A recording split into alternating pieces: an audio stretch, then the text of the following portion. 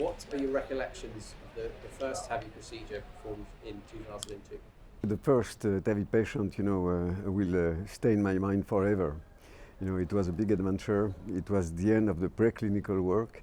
And actually, I was not really ready to do a first patient at that time.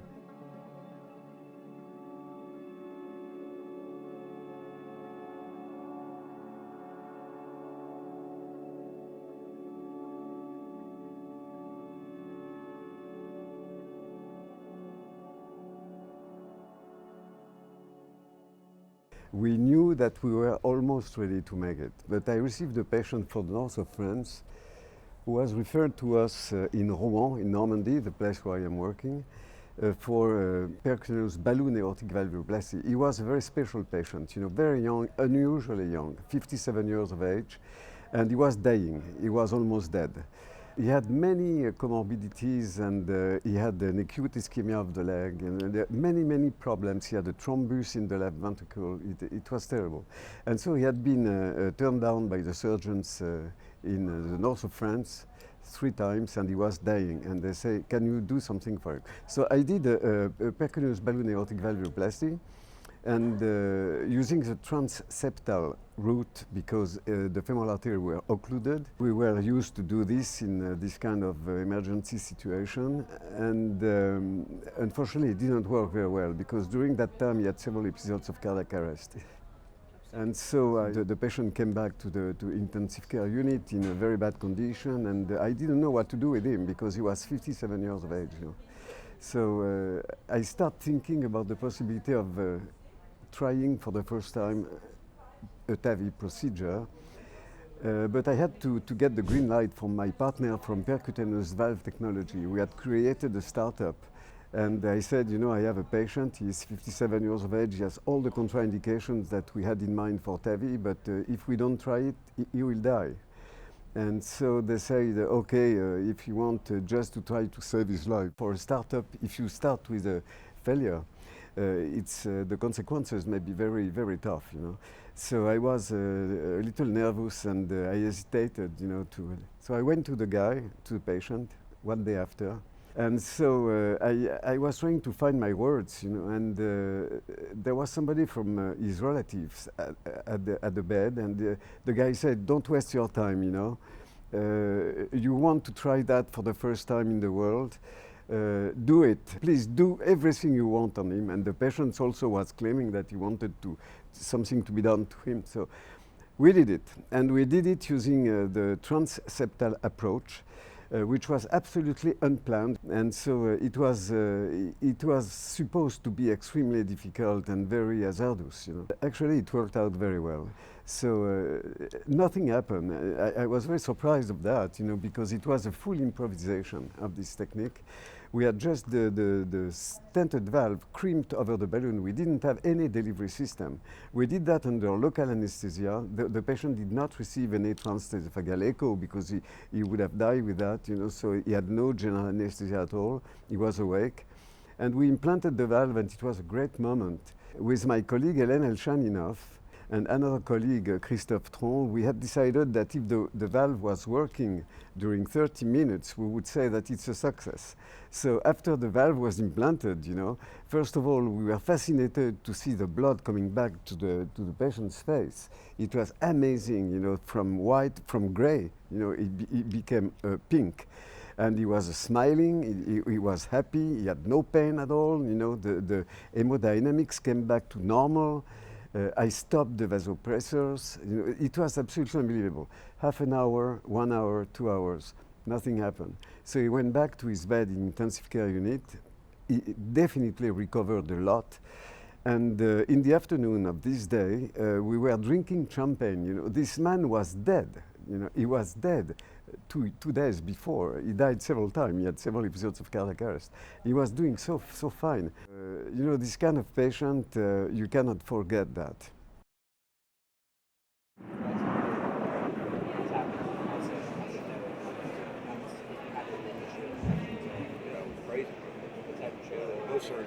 What were your impressions of the procedure and its potential?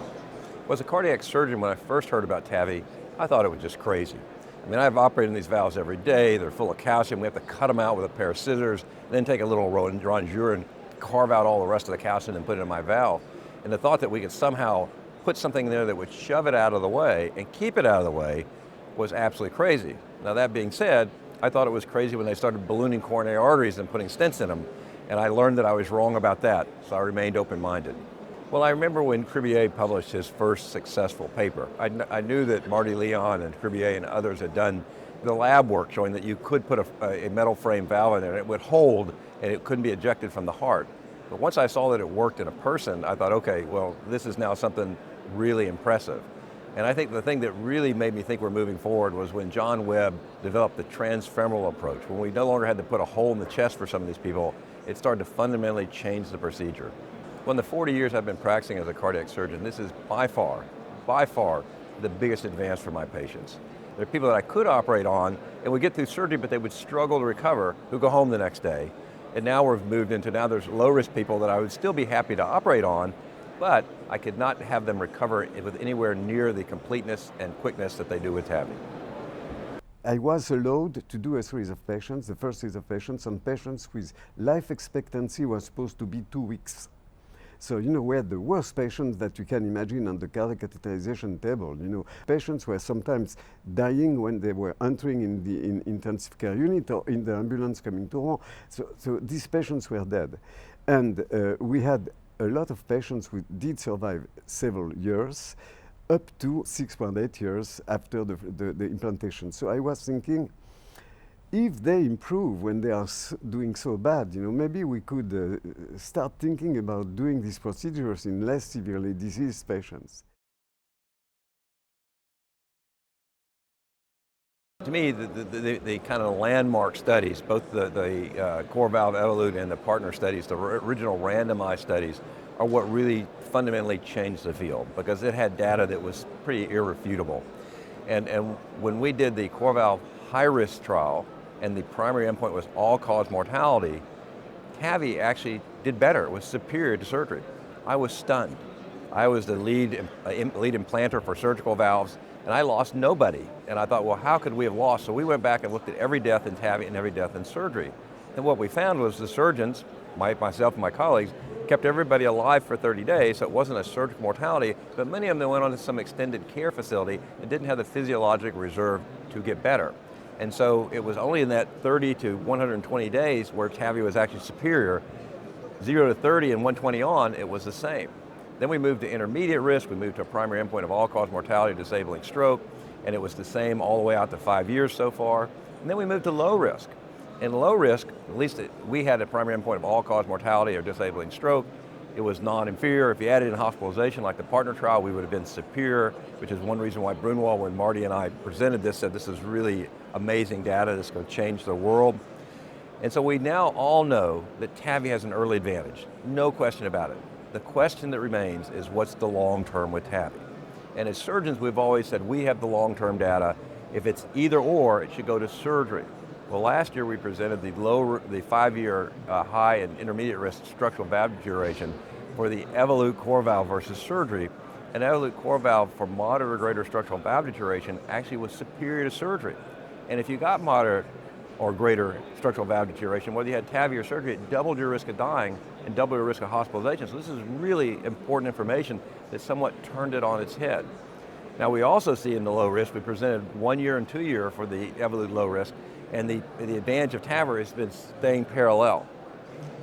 I hope we present the 3-year data, because I think in low risk, we need the data on an almost yearly basis because they're low risk patients. So we've actually submitted this to ACC.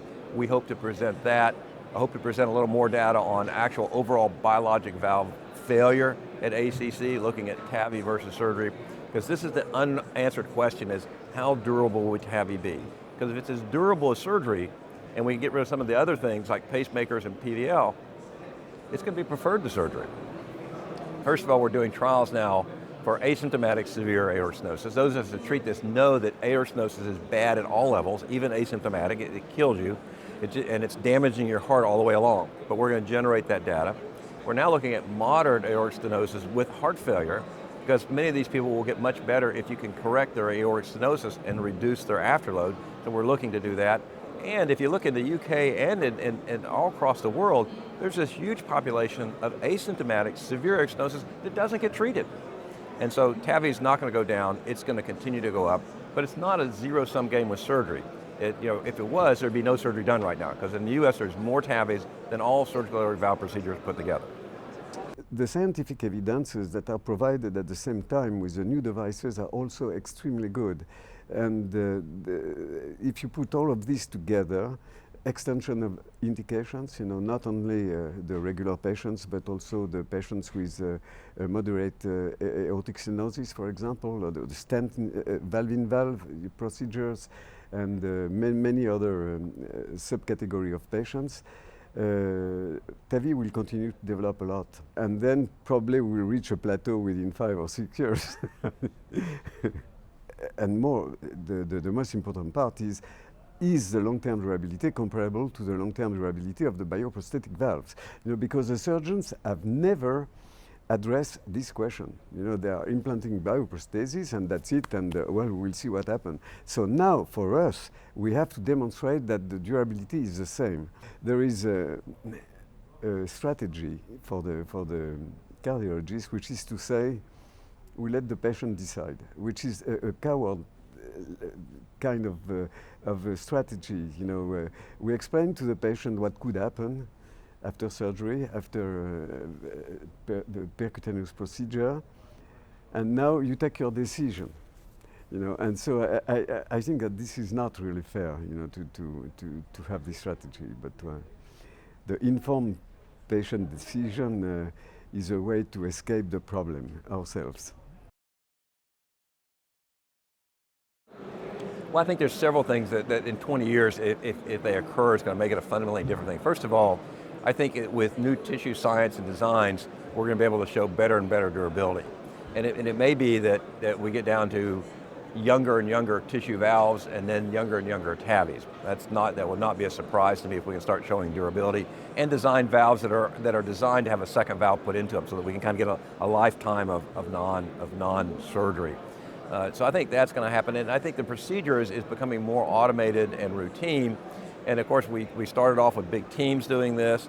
I think in the future, as a heart surgeon, I hate to say this, but it's probably will become an individual operator procedure, an operator and a nurse. You're going to do it. It wouldn't surprise me if a lot of these people aren't afternoon procedures, given the progress this has seen.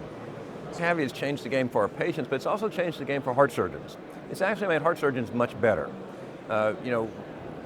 In the PARTNER 3 trial, surgery actually had better hemodynamics than TAVR for the SAPIEN 3 valve. And when I asked about that on the podium, Dr. Leon said, well, surgeons have learned to put in bigger valves. That is absolutely true. In these trials, only 4 or 5% had annular enlargements for bigger valves. In my current practice, 35% of my patients have an annular enlargement. We now do a CT in every surgical case. We look at the area-derived diameter, and we try to pick a surgical valve size that has an inner diameter that matches that. And if we can't get it in naturally, we enlarge the annulus. That's going to be a fundamental change for surgical patients. It's going to make them better up front, and it's going to make them better candidates for a potential TAVR going forward. Durability, we now look at durability not as an on-off switch in surgery, but as a gradation, just like we do in TAVR. So I think TAVI has made surgeons re-examine what they're doing, and I think we've all become better.